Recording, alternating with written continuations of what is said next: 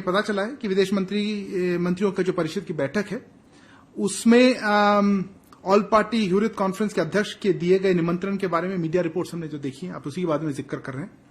भारत सरकार ऐसी कार्रवाई को बहुत गंभीरता से लेती है जिनका उद्देश्य सीधे तौर पर भारत की एकता को नष्ट करना और हमारी संप्रभुता और क्षेत्रीय अखंडता का उल्लंघन करती है। हम उम्मीद नहीं करते कि ओआईसी आतंकवाद और भारत विरोधी गतिविधियों में लगे देशों और संगठनों के प्रोत्साहन करेगा। हमें उम्मीद यही रहती है कि वो नहीं करेगा इस तरह से प्रोत्साहन। ये बहुत दुर्भाग्यपूर्ण है कि ओआईसी अन्य महत्वपूर्ण विकास गतिविधियों पर ध्यान केंद्रित करने के बजाय एक ही सदस्य को राजनीतिक एजेंडा द्वारा निर्देशित किया जा रहा है। हम ये पहले भी कह चुके हैं। हमने बार बार ओआईसी से भारत के आंतरिक मामलों पर टिप्पणी के लिए वेस्टेड इंटरेस्ट को अपने मंच पर फायदा उठाने की अनुमति देने से बचने का आह्वान भी किया है। जो बागची साहब ने स्टेटमेंट दी और ये जो ओआईसी का एजेंडा हो रहा है और पाकिस्तान का क्या रिस्पांस है, इस पर बात करते हैं। बागची साहब ने कहा जनाब कि आप हमारे इंटरनल मामलात में क्यों इंटरफेयर करते हैं, आपको क्या हक पहुंचता है आप हमारे इंटरनल मामलात में इंटरफेयर करें। दूसरा उन्होंने कहा जनाब कि आप जो है वो ऑल पार्टी हुर्रियत कॉन्फ्रेंस में मीर वाइज उमर फारूक को बुलाते हैं, तो आप मुझे ये बताएं कि आप हमारी सोवरेनिटी की वायलेशन कर रहे हैं। आप नॉन स्टेट एक्टर को बुलाते हैं, आप दहशतगर्द ग्रुपों को बुलाते हैं। और साथ ही उन्होंने जनाब जो है वो अगले दाग दिया। उन्होंने कहा जनाब ये थोड़े महीने पहले उन्होंने कहा था, उन्होंने कहा जी जो ओआईसी का जो सेक्रेटेरिएट है इसका बेसिकली कम्युनल माइंडसेट है। अच्छा, अब पाकिस्तान के लिए इसको रिबटल करना इम्पोर्टेंट भी है क्योंकि पाकिस्तान के जो इस ओआईसी का जो सेशन बुलाया जा रहा है उसके 4-5 मेजर पॉइंट है। पहला पॉइंट ऑब्वियसली कश्मीर और फलस्तीन। कश्मीर का मसला तो हमारा है, मुस्लिम दुनिया का तो ये मसला नहीं है। उन्होंने इसके ऊपर बता दिया, माजी में वो हमारी सपोर्ट करते रहे हैं, काफ़ी हद तक हमने मुस्लिम दुनिया को इंडिया से दूर रखने में काफ़ी हम कामयाब हो गए। लेकिन अभी जो मामलात जो दुनिया में इस्टेब्लिश हो रहे हैं, इंडिया का जो एज ए रीजनल पावर जो स्टेटस इमर्ज हुआ है उसमें, और जो इंडिया की इकोनॉमी जिस तरह इमर्ज हुई है और पॉलिटिकल स्टेबिलिटी है वहाँ पे, जो उनको बहुत बड़ा एडवांटेज है, ये वो पॉलिटिकल स्टेबिलिटी है जो पाकिस्तान के अंदर नहीं है।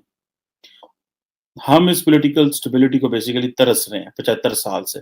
कभी डिक्टेटरशिप है, कभी डेमोक्रेसी है, कभी जो हाइब्रिड रजीम है, कभी कोई आ जाता है, कभी कोई आ जाता है। सियासतदान भी जलील हो रहे हैं और जलील कर रहे हैं एक दूसरे को, अवाम को भी जलील कर रहे हैं। मतलब ये एक इंतहाई, जिसे कहते हैं ना, एक इमेच्योर स्टेट के तौर पे हम दुनिया में हम सामने आते हैं हमेशा, और हम अपना ही मजाक उड़ाते हैं, हम किसी का कोई मजाक नहीं उड़ाते। और फिर हमारे पास वो जिसे कहते हैं ना, होता भी बहुत कुछ है। हमारे खिलाफ अमेरिका साजिश कर रहा है, कभी इंडिया साजिश कर रहा है, इंग्लैंड साजिश कर रहा है, यूरोप साजिश कर रहा है, और दुनिया नहीं चाहती हम तरक्की करें, और दुनिया हमारी तरक्की के पीछे पड़ी हुई है। दुनिया हमें बहुत ज्यादा जो है वो खतरात हैं। ओआईसी, इंडिया ने टफ स्टेटमेंट दिया है, क्या ओआईसी इसको रिस्पॉन्ड करेगा? क्या ओआईसी इसके ऊपर बात करेगा? जो बागची साहब ने ये जो बातें की हैं ओआईसी के बारे में, पाकिस्तान का तो स्टेटमेंट आया है, ठीक है जी, कि ये इंटरनल मैटर नहीं है, और ऑब्वियसली इंटरनल मैटर नहीं है। ये पाकिस्तान नहीं, ये तो पूरी दुनिया कह चुकी है। अगर आपको पता है कि यूएन भी इसके ऊपर कह चुका है, अमेरिका कई दफा कह चुका है, अमेरिकन ने रिसेंटली भी, बाइडेन एडमिनिस्ट्रेशन ने ये बातें की हैं कि ये डिस्प्यूटेड टेरिटरी है बिटवीन इंडिया एंड पाकिस्तान, और इसको तमाम पार्टीज को बैठ के, दोनों पार्टीज को बैठ के हल करना चाहिए। और जाहिर बात है वो इंटरनल मैटर है, इंटरनल सॉवरेनिटी। और जो सबसे बड़ा काम इंडिया ने किया बेसिकली, जो उनके लिए बड़ा एडवांटेज था, कि उन्होंने सारी जिहाद की स्ट्रगल को दहशतगर्दी में कन्वर्ट कर दिया, और मुस्लिम दुनिया के पास का कोई जवाब नहीं है। और क्योंकि मुसलमान डिफेंसिव थे, मुसलमानों के पास इंटेलेक्चुअल रिस्पॉन्स नहीं था, मुसलमान दहशतगर्दी को, जिहाद को और इन चीज़ों को डिफरेंशिएट नहीं कर सके, अवाम कंफ्यूज रही। लोग जो हैं, कभी किसी का दिल किया, उसने कहा अमेरिका ने जो है वो सोमालिया में हमला किया, मैं जो है ना वो किसी और जगह पे हमला कर दूंगा, मुसलमानों को मारा जा रहा है, जहाद ज़रूरी है। अब ये हमने बताया ही नहीं कि जहाद किस तरह होता है, कैसे होता है। और मज़े की बात यह है कि हमने जहाद को इतना नॉर्मल डिस्कोर्स करार दे दिया। जैसे इमरान खान साहब जो है, हमारे वज़ीर-ए-आज़म साहब, वो तो उसको कहते हैं जब मैं दफ्तर जाता हूँ तो मैं तो जहाद पे जा रहा होता हूँ। जब इस तरह का एक डिस्कोर्स, और आपको पता है कि आपकी जो पॉपुलेशन है वो कितनी नईव है, कितने उस तरह के जो लोग हैं, तो ये सारा कुछ बड़ा मुश्किल चीज़ है। अभी देखें ना, 2 अरब का ओआईसी का ब्लॉक है, यूनिटी है कोई नहीं। जब इंडिया ने 370-35 रिवोक किया था, तो यूएई, सऊदी अरब ने तो नरेंद्र मोदी साहब को हार डाले थे। हाईएस्ट सिविलियन अवार्ड दे दिया। उन्होंने कहा बल्ले बल्ले मोदी साहब क्या कर दिया। और हमारा जो था वो हमारे लिए मसला पैदा हो गया कि असा थोड़ा की तलक रह गया ओआईसी के साथ।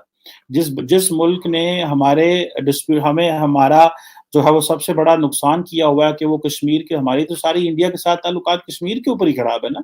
और हमारा इंडिया के साथ क्या डिस्प्यूट है बड़ा? बाकी छोटे मोटे तो ममालिक के डिस्प्यूट होते हैं, कभी कोई रन ऑफ कच्छ में है, कोई कारगिल में है, कोई इधर उधर, कोई एलओसी है, वर्किंग बाउंड्री, ये तो चलते रहते हैं। बट द क्वेश्चन रिमेन्स, जब उनको पता था मुस्लिम वर्ल्ड को, लेकिन मुस्लिम वर्ल्ड क्या करे भाई, अगले दिन तो $100 अरब की बायलैटरल ट्रेड की बातें हुई हैं यूएई की और इनकी। सऊदी अरब को पता है हमारा बड़ा ऑयल इंपोर्टर है इंडिया। इसी तरह कतर, कुवैत, इस वक्त जो सबसे ज्यादा जो डियास्पोरा बैठा हुआ है इस दुनिया, इधर वो सारे इंडियंस हैं। जाहिर बात है इंडियंस जो हैं वो पढ़े लिखे भी हैं, लोअर क्लास भी है, वो हर तरह की वो जो एक लेबर जो है वो पूरी दुनिया में है। व्हाइट कॉलर जॉब मिल रही है, ब्लू कॉलर जॉब मिल रही है, सब कुछ मिल रहा है। सो वो हम ही यहाँ पे बैठ के जो है नारे मार रहे हैं बल्ले बल्ले बल्ले।